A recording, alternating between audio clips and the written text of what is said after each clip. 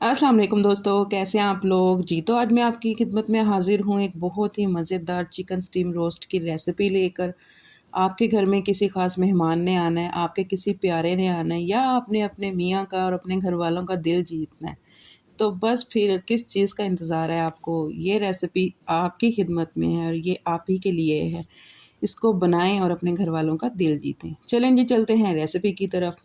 ये चिकन वाले से मैंने पीस ले लिए थे और ये उसमें कट लगवा लिए थे। आपने चिकन जिससे लेना है उसी से ये पीस बनवा लेने हैं और इसी से ही कट लगवा लेने हैं। ये स्पाइसेस थे जिसमें हमारे पास था धनिया, ज़ीरा, तिक्का मसाला, होममेड मसाला, लाल मिर्च, नमक, काली मिर्च और थोड़ा-सा दरदरा रंग था और थोड़ा-सा जो है वो तिक्का मसाला था। अच्छा, ज़ीरा जो था ना वो मैंने खुद कुंडी में हाथ से कूटा था, उसका जायका बहुत अलग आता है। फिर ये लहसुन अदरक था और हरी मिर्च थी, इसको भी मैंने खुद हाथ से कूटा था। आपने पेस्ट नहीं बनाना, आपने इसको कूटना है। और साथ दही थी, नींबू का रस था और साथ क्रीम थी। चलें जी, बस इसकी अच्छे से कोटिंग कर लेनी है, इसको चिकन में मैरिनेट कर लेना है। ये चिकन पीस रखेंगे और हमने बारी-बारी सारे स्पाइसेस और हर चीज़ इसमें डाल देनी है। लहसुन अदरक और हरी मिर्च का पेस्ट, उसके बाद हमने इसमें स्पाइसेस डाल देने हैं। वन बाय वन करके आपने सब चीज़ें डाल देनी हैं। ये मैंने नींबू का रस डाला और साथ ही मैंने इसमें स्पाइसेस डाल दिए थे जितने भी थे।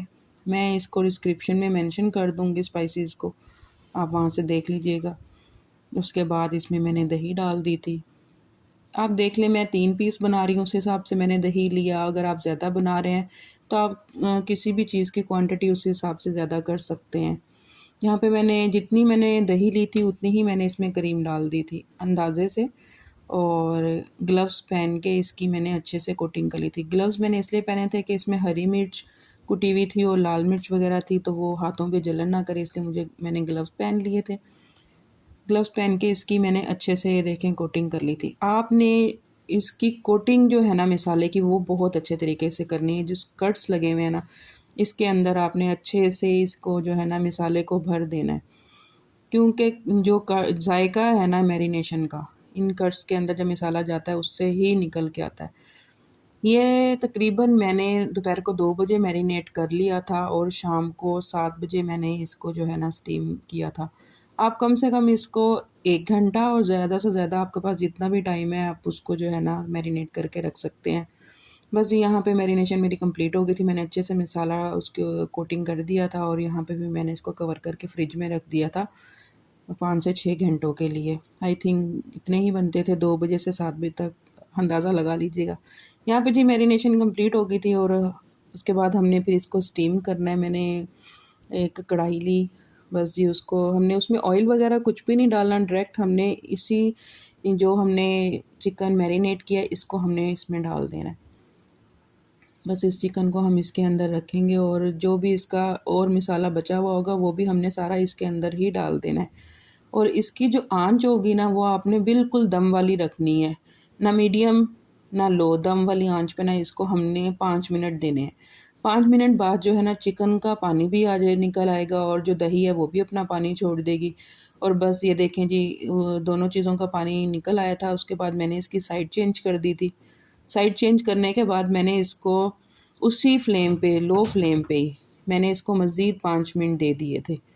5 से 7 मिनट के बाद मैंने दोबारा चेक किया तो इसका पानी सारा सूख चुका था। ये देखें, और ये एक साइड से माशाल्लाह बेहतरीन हो गया था।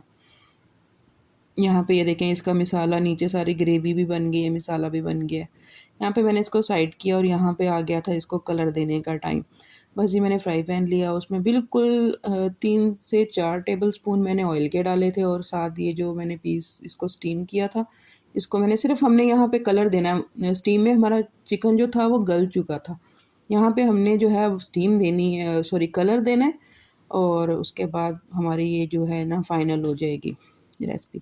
ये देखें जी, एक साइड से कलर आ गया था, अब देखें कितना खूबसूरत कलर आया। अच्छा, कलर तेज़ आंच पे भी दे सकते हैं, मैंने मीडियम ही रखी थी, आप तेज़ भी कर सकते हैं, जस्ट कलर ही देना है। एक साइड से कलर आ गया था, दूसरी साइड से मैंने चेंज करके इसके ऊपर मैंने प्याज, हरी मिर्च और जी मैंने ये फॉइल रख के इसके ऊपर कोयला रख दिया था ताकि जी इसमें एक अच्छी तंदूरी फ्लेवर आ जाए। उसकी मैंने स्टीम दे दी थी।